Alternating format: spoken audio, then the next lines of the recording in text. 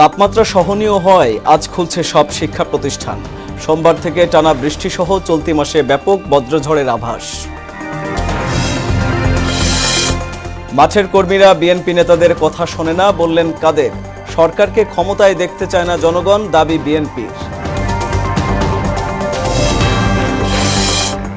দীর্ঘ 5 মাস পর পেঁয়াজ রপ্তানিতে নিষেধাজ্ঞা প্রত্যাহার ভারতের। আমদানি প্রস্তুতিতে ব্যস্ত বাংলাদেশের ব্যবসায়ীরা, দ্রুত দাম কমার আশা। এবং রাজধানীমুখী পণ্যবাহী ট্রাক চাঁদাবাজদের প্রধান টার্গেট। নেপথ্যে পুলিশ ও স্থানীয় মাস্তান, দাবির টাকা না দিলে নির্যাতনের অভিযোগ শ্রমিকদের।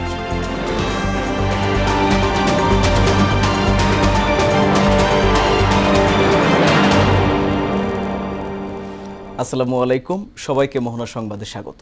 শুনছিলেন শিরোনাম, সঙ্গে আছি আমি আরিফুল ইসলাম। এবার পুরো খবর। তাপমাত্রার সহনীয় পর্যায়ে নেমে আসায় আজ খুলছে সারা দেশের সব শিক্ষা প্রতিষ্ঠান। শুধু প্রাক প্রাথমিক স্কুল বন্ধ থাকছে। এদিকে তাপমাত্রা কমতে থাকায় স্বস্তি ফিরেছে সারা দেশের জনজীবনে। আবহাওয়া অফিস বলছে সোমবার থেকে অনেক এলাকায় টানা বৃষ্টি হতে পারে। এছাড়া চলতি মাসে বেশ কিছু বজ্রঝড়ের আভাস দিয়ে কৃষক সহ প্রান্তিক জনগোষ্ঠীকে সতর্ক থাকার পরামর্শ দিয়েছে সংস্থাটি। রিপোর্ট করেছেন উষা ফেরদৌস।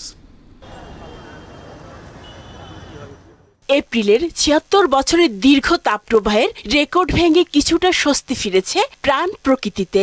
শ্রমজীবীরা জানান কাজের ক্ষেত্রে কষ্ট কমেছে কিছুটা। আজকে গরম আগের চেয়ে কম, বৃষ্টি ডাউনের পরে একটু কমছে। কাজকর্মে সেরকম একটা সমস্যা হচ্ছে না। কয়েকদিন যেরকম শরীর ঘাম ছিল তার তুলনায় একটু কম ঘামতেছে। আবহাওয়া দপ্তর বলছে চলতি মাসে বৃষ্টিপাত হবে স্বাভাবিকভাবেই। এছাড়াও হতে পারে কয়েকটি বজ্রঝড় ও শিলাবৃষ্টি। রাত থেকে একদম 11 তারিখ পর্যন্ত বৃষ্টিপাতের পরিমাণ ক্রমান্বয়ে আস্তে আস্তে বৃদ্ধি পাবে। 6 তারিখ থেকেই তাপপ্রবাহ একদম থাকবে না বলে আমরা বুঝতে পারতেছি। আজকের রাত থেকে আবার যে বজ্রঝড় বা বৃষ্টিপাতের তীব্রতা বৃদ্ধি পেতে থাকবে।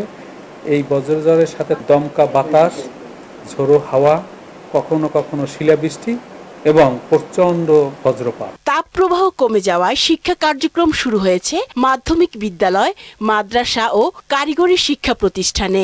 যদি সরকারি নির্দেশনা না আসে তাহলে আগামীকাল থেকে স্কুল পুরোদমে চলবে। শিক্ষার্থীদের ঘাটতি এবং সরকারি নির্দেশনা মোতাবেক আমরা স্কুল পরিচালনার মাধ্যমে সেগুলি আমরা ঘাটতিটা পূরণ করার চেষ্টা করব সর্বোচ্চ। রোববার থেকে খুলবে প্রাথমিক বিদ্যালয়ও, তবে আপাতত খুলছে না প্রাক প্রাথমিক। উষা ফেরদৌস, মোহনা সংবাদ, ঢাকা। বিএনপি নেতাদের কথা মাঠের কর্মীরা শোনে না বলে মন্তব্য করেছেন আওয়ামী লীগ সাধারণ সম্পাদক ওবায়দুল কাদের। প্রধানমন্ত্রীর সভাপতিত্বে শনিবার সন্ধ্যায় গণভবনে আওয়ামী লীগের সংসদীয় মনোনয়ন বোর্ডের সভা শেষে সাংবাদিকদের তিনি বলেন, উপজেলা নির্বাচনে বিএনপির অনেকেই দলের চোখ রাঙানি উপেক্ষা করে প্রার্থী হয়েছেন। কাজেই অন্তঃসারশূন্য বক্তব্য দিয়ে লাভ নেই। মন্ত্রী এমপিদের যেসব স্বজন এখনও নির্বাচনে আছেন তারাও ধীরে ধীরে মনোনয়ন প্রত্যাহার করে নেবেন বলে আশা জানান ওবায়দুল কাদের।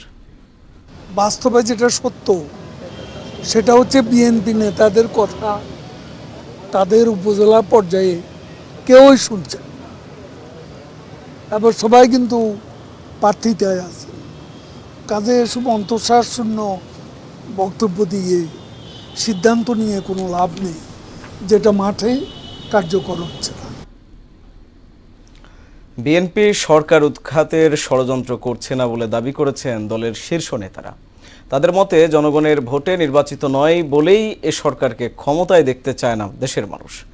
জনরোষে আওয়ামী লীগ সরকারের একদিন পতন হবে বলে আশা জানান তারা। হুমায়ুন কবিরের রিপোর্ট। চেয়ারপারসন বেগম খালেদা জিয়ার বিরুদ্ধে দায়ের করা মামলা প্রত্যাহার সহ দলীয় নেতাকর্মীদের মুক্তির দাবিতে জাতীয় প্রেস ক্লাবের সামনে মানববন্ধন করেন বিএনপি ও সহযোগী সংগঠনের নেতাকর্মীরা। সরকারের বিভিন্ন কর্মকাণ্ডের সমালোচনা করে অন্যায় অবিচারের বিরুদ্ধে প্রতিরোধ গড়ে তোলার কথা জানান শীর্ষ নেতারা। এটা কোনো দলের লড়াই নয়, এটা এই দেশের জনগণের অধিকারের লড়াই। ভোটের অধিকার, বাতের অধিকার, গণতন্ত্রের লড়াই। প্রতিবাদ এবং প্রতিরোধ এইবার একসাথে যুগ্মভাবে চালাতে হবে, না হলে আরো অনেক হাবিবুর রশিদ হাবিবদেরকে জেলে যেতে হবে, প্রতিকার পাওয়া যাবে না। দলের স্থায়ী কমিটির সদস্য মির্জা আব্বাস অভিযোগ করেন, উন্নত চিকিৎসার সুযোগ না দিয়ে বেগম জিয়াকে মৃত্যুর মুখে ঠেলে দিচ্ছে সরকার। আজকে তারা বলছে দেশনেত্রী বেগম খালেদা জিয়াকে বাইরে পাঠানো যাবে না, অর্থাৎ তাকে হত্যা করতে হবে এবং এমনভাবেই করতে হবে যাতে কেউ কিছু বলতে না পারে। একদিন না একদিন এই স্বৈর শাসকের পতন ঘটবেই জনরোষের মুখে। এদিকে ওলামা দলের নতুন আহ্বায়ক কমিটির নেতাদের নিয়ে চন্দ্রিমা উদ্যানে জিয়াউর রহমানের সমাধি প্রাঙ্গণে দোয়া ও মোনাজাত করেন স্থায়ী কমিটির আরেক সদস্য আব্দুল মঈন খান।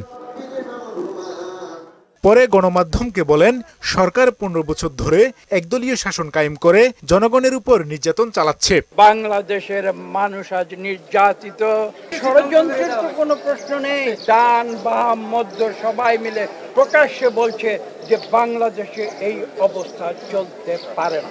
সরকারের অন্যায়ের বিরুদ্ধে সবাইকে ঐক্যবদ্ধ হওয়ার আহ্বানও জানান মঈন খান। বাংলাদেশে আজকে গণতন্ত্র ফিরিয়ে আনতে হবে। হুমায়ুন কবির, মোহনা সংবাদ, ঢাকা। দীর্ঘ 5 মাস পর শনিবার থেকে পেঁয়াজ রপ্তানিতে নিষেধাজ্ঞা তুলে নিয়েছে ভারত। এতে স্বস্তি ফিরেছে মহারাষ্ট্রের চাষিদের মধ্যে। এর ফলে ন্যায্য মূল্য মিলবে বলে মনে করছেন তারা। এদিকে নিষেধাজ্ঞা প্রত্যাহারের পর পেঁয়াজ আমদানির জন্য এলসি খোলা সহ অন্যান্য প্রস্তুতি নিতে শুরু করেছেন বাংলাদেশের ব্যবসায়ীরা। ইশতিয়াক হোসেনের ডেস্ক রিপোর্ট।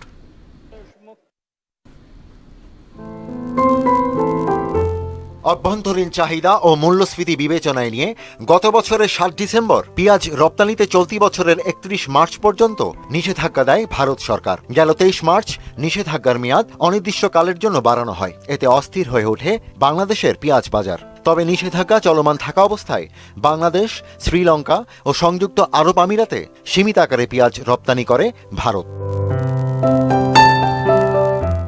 নিষেধাজ্ঞার কারণে সবচেয়ে বেশি ক্ষতির মুখে পড়েন ভারতের চাষিরা। বিশেষ করে মহারাষ্ট্রে দানা বাঁধে ক্ষোভ, কারণ এই অঞ্চলটিতে ব্যাপক পরিমাণ পেঁয়াজ উৎপাদন হয়। তাতেও অবশ্য কর্ণপাত করেনি দিল্লি। অবশেষে লোকসভা নির্বাচনের ক্ষণ ঘনিয়ে আসায় অবস্থান পাল্টায় ভারত সরকার। শনিবার এক প্রজ্ঞাপনে পেঁয়াজ রপ্তানিতে নিষেধাজ্ঞা তুলে দেওয়ার কথা জানায় ভারতের বৈদেশিক বাণিজ্য নিয়ন্ত্রক বিষয়ক কেন্দ্রীয় সংস্থা ডিজিএফটি। ভোটের ফলাফলে যেন কৃষকদের ক্ষোভের বহিঃপ্রকাশ যেন না থাকে, সে কারণেই বর্তমান সরকার নিষেধাজ্ঞা তুলে নিয়েছে বলে ধারণা ভারতীয় রাজনীতি বিশ্লেষকদের। এদিকে ভারতের নিষেধাজ্ঞা প্রত্যাহারের ঘোষণায় পেঁয়াজ আমদানিতে এলসি খোলা সহ যাবতীয় প্রস্তুতি নিতে শুরু করেছেন দিনাজপুরের হেলি স্থলবন্দরের ব্যবসায়ীরা। আমদানি শুরু হলে দেশে পেঁয়াজের দাম সহনীয় পর্যায়ে চলে আসবে বলে জানান তারা। প্রতি টন পেঁয়াজের ন্যূনতম রপ্তানি মূল্য $550 নির্ধারণও করে দিয়েছে ভারত সরকার।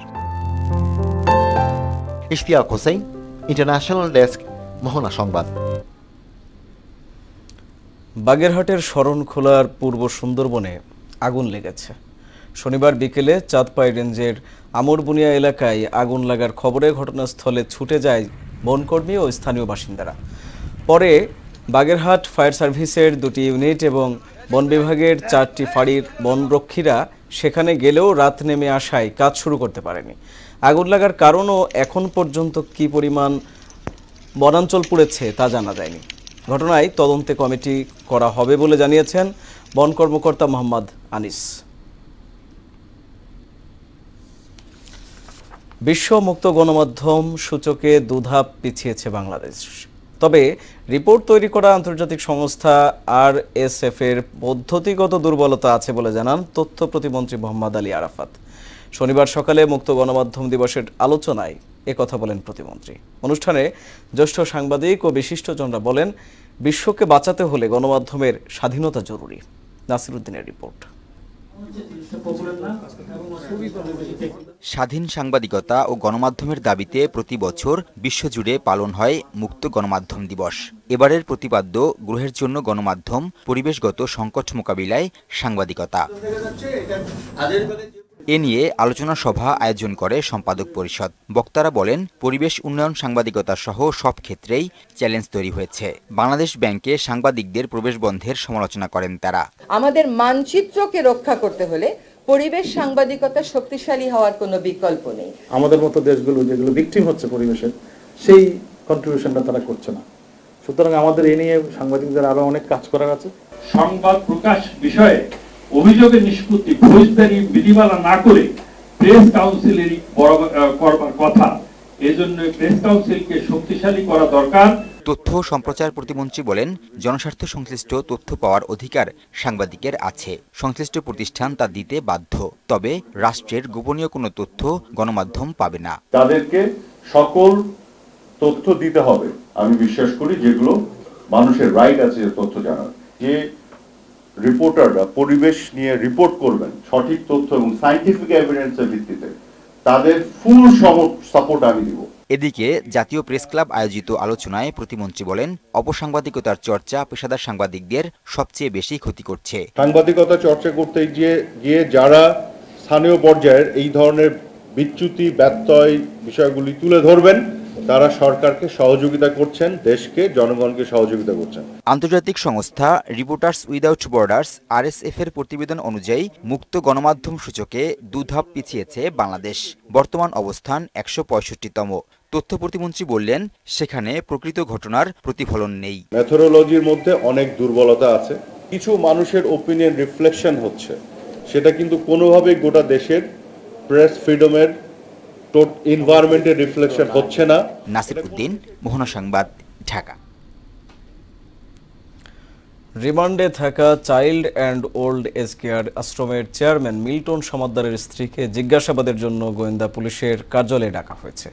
শনিবার দুপুরে মিন্টো রোডে নিজ কার্যালয়ে সাংবাদিকদের একথা জানান ঢাকা মহানগর গোয়েন্দা পুলিশের প্রধান হারুনুর রশিদ।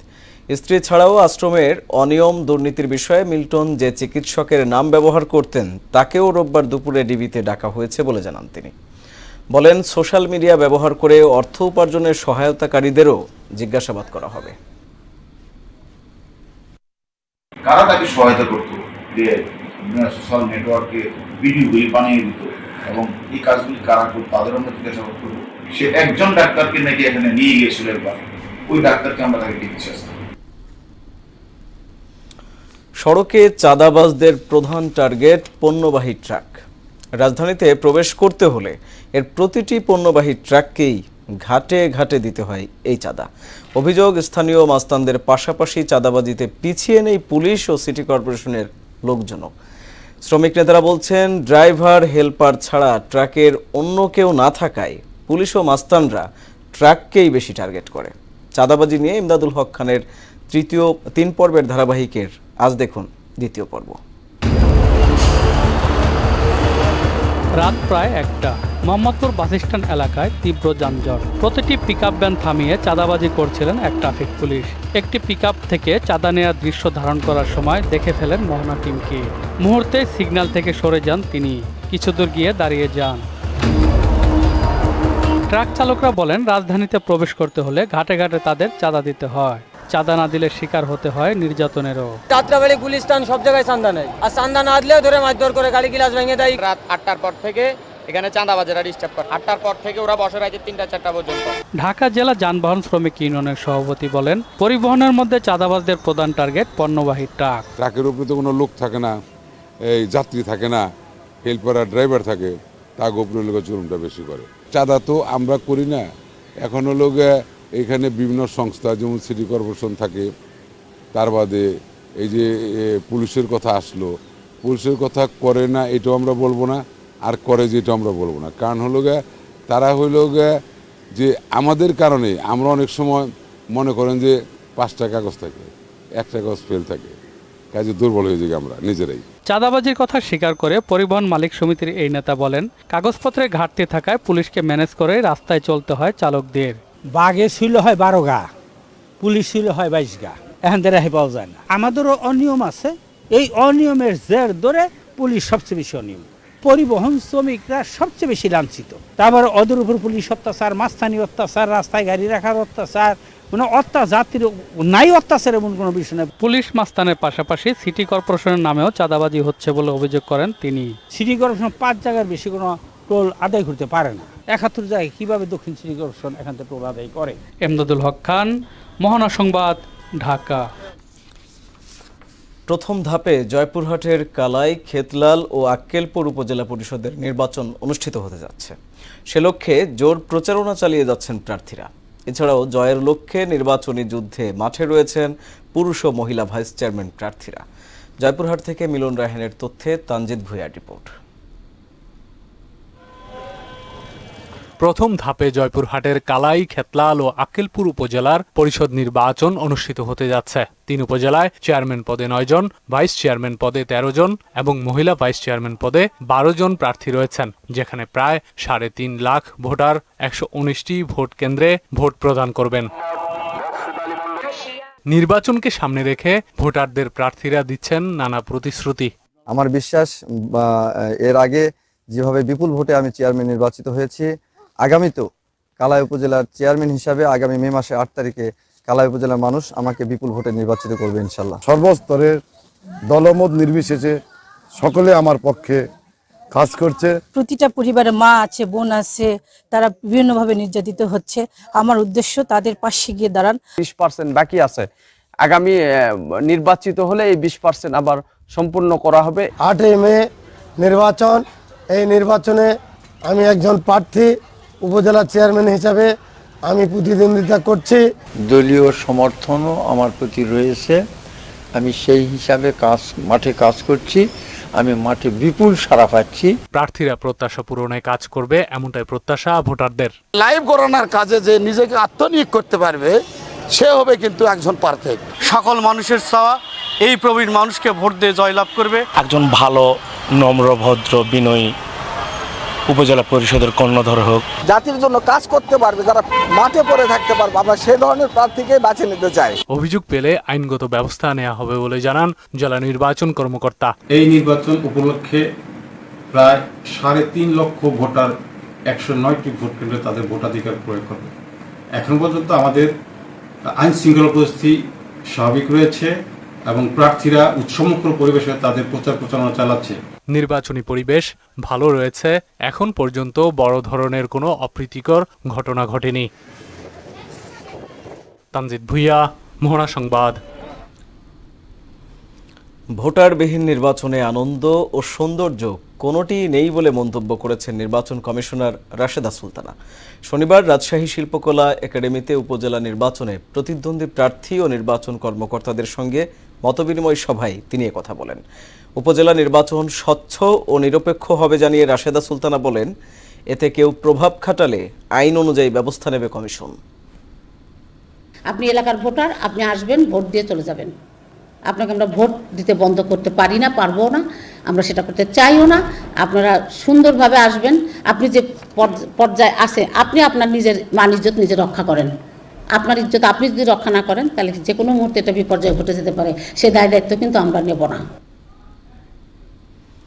স্বাধীনতার 21 বছরে বাংলাদেশের মানুষের মাথাপিছু আয় বেড়েছিল মাত্র $54, আর আওয়ামী লীগ ক্ষমতায় আসায় বর্তমানে মানুষের মাথাপিছু আয় $2,850 দাঁড়িয়েছে বলে জানিয়েছেন এলজিআরডি মন্ত্রী তাজুল ইসলাম।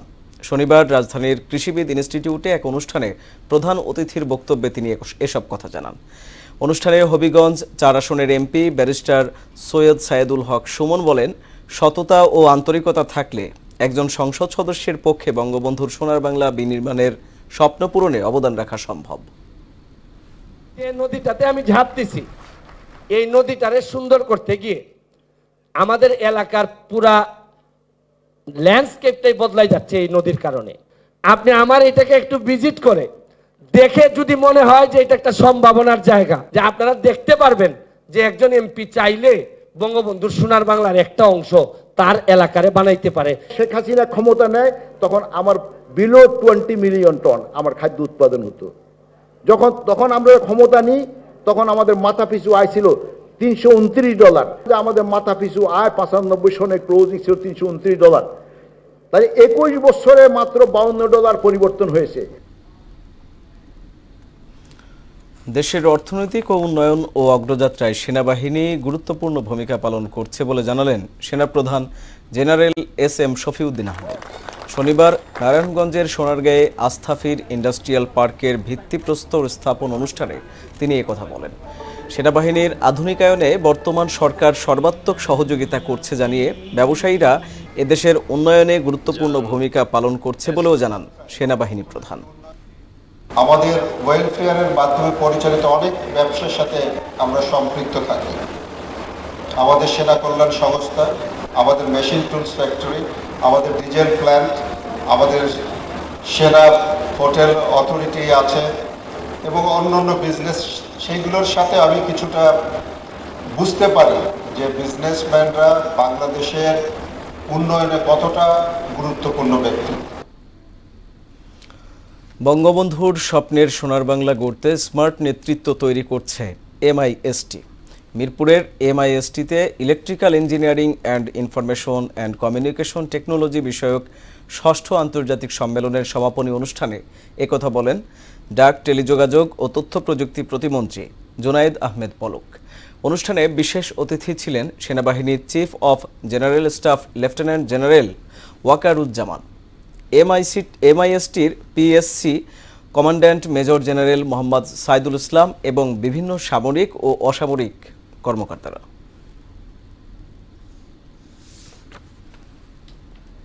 তোমাকে দুঃখ দিলে কেমন করে এত অচেনা করে তুমি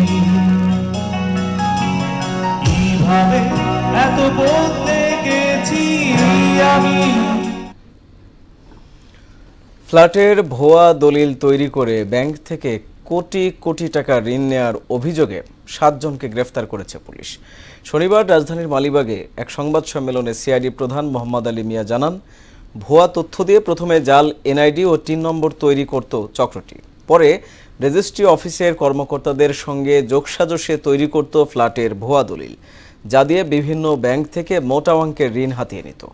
চক্রটি ভুয়া দলিল দিয়ে এখন পর্যন্ত প্রায় 50 কোটি টাকা ঋণ নিয়েছে বলে জানান সিআইডি প্রধান। আমরা রেজিস্ট্রি অফিসে যারা একই দলিলে একাধিক ডুপ্লিকেট কপি দিচ্ছে তাদেরকে আমরা আইনের আওতায় এনেছি। তাদের জিজ্ঞাসাবাদ করে অনেক কিছু পাওয়া গেছে এবং যাদের তথ্যপত্র অলরেডি আমাদের হাতে এসে গেছে, ইনশাল্লাহ আমরাও তাদের 2-1 দিনের মধ্যে অ্যারেস্ট করতে সক্ষম হব। নির্মাণের 32 বছর পরও ময়মনসিংহের বাংলাদেশ চীনমৈত্রী সেতুতে টোল আদায় হচ্ছে। এতে ক্ষোভ জানিয়েছে সাধারণ মানুষ সহ বিশিষ্টজনেরা। দ্রুত ব্যবস্থা নেওয়া না হলে আন্দোলনের হুঁশিয়ারিও দিয়েছেন তারা। সড়ক ও জনপথ বিভাগ বলছে টোল আদায় বা বন্ধ করার এখতিয়ার মন্ত্রণালয়ের। ময়মনসিংহ থেকে মফিজ উদ্দিনের তথ্যে আরো জানাচ্ছেন জেসমিন আলম। এপ্রিলের ৭৬ বছরের দীর্ঘ তাপপ্রবাহের রেকর্ড ভেঙে কিছুটা স্বস্তি ফিরেছে প্রাণ প্রকৃতিতে। শ্রমজীবীরা জানান, কাজের ক্ষেত্রে কষ্ট কমেছে। ভুল রিপোর্ট দিয়েছে।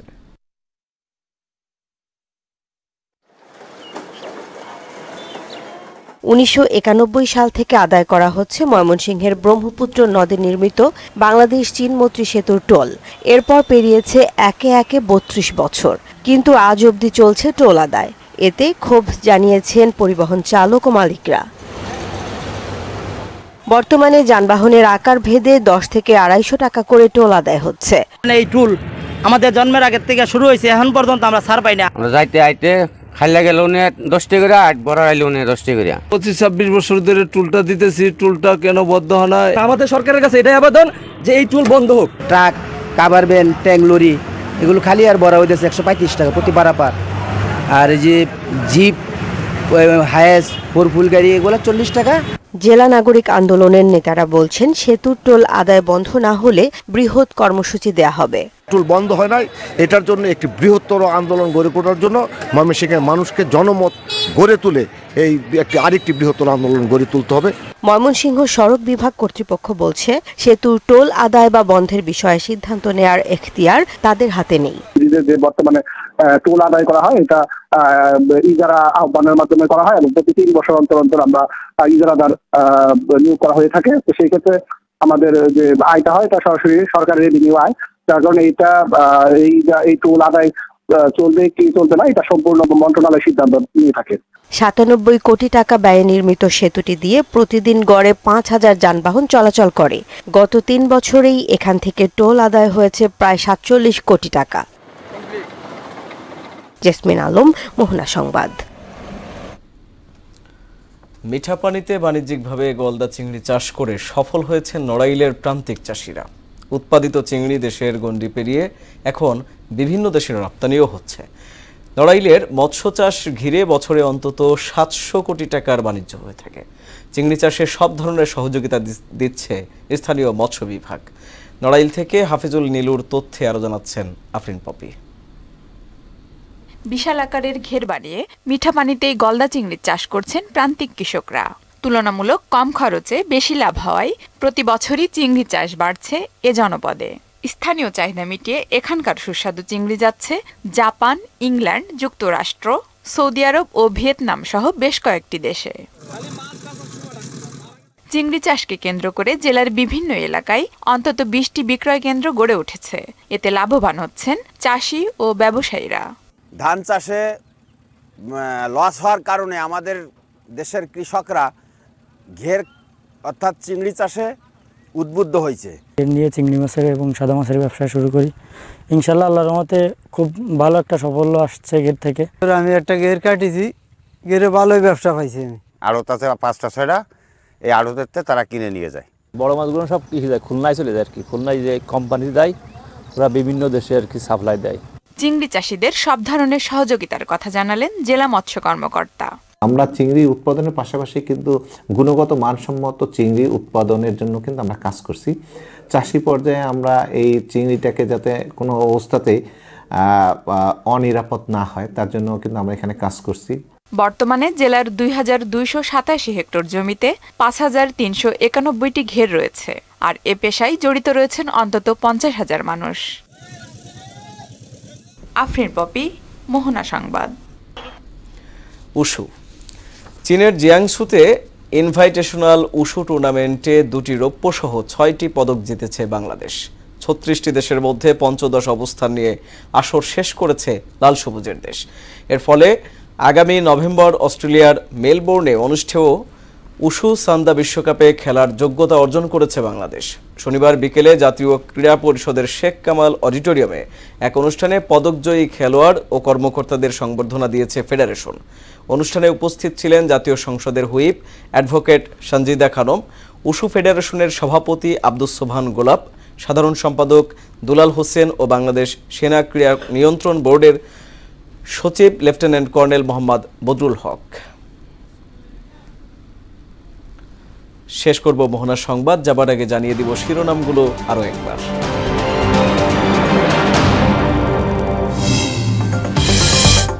তাপমাত্রা সহনীয় হওয়ায় আজ খুলছে সব শিক্ষা প্রতিষ্ঠান। সোমবার থেকে টানা বৃষ্টি সহ চলতি মাসে ব্যাপক বজ্রঝড়ের আভাস। মাঠের কর্মীরা বিএনপি নেতাদের কথা শোনে না, বললেন কাদের। সরকারকে ক্ষমতায় দেখতে চায় না জনগণ, দাবি বিএনপি নেতাদের। দীর্ঘ 5 মাস পর পেঁয়াজ রপ্তানিতে নিষেধাজ্ঞা প্রত্যাহার ভারতের। আমদানি প্রস্তুতিতে ব্যস্ত বাংলাদেশের ব্যবসায়ীরা, দ্রুত দাম কমার আশা। এবং রাজধানীমুখী পণ্যবাহী ট্রাক চাঁদাবাজদের প্রধান টার্গেট। নেপথ্যে পুলিশ ও স্থানীয় মাস্তান, দাবির টাকা না দিলে নির্যাতনের অভিযোগ শ্রমিকদের। এই ছিল মোহনা সংবাদে। এছাড়া মোহনার সবশেষ খবর জানতে ভিজিট করুন www.mohana.tv। সংবাদ দেখতে পারেন ফেসবুক, ইউটিউবেও। এতক্ষণ সঙ্গে থাকার জন্য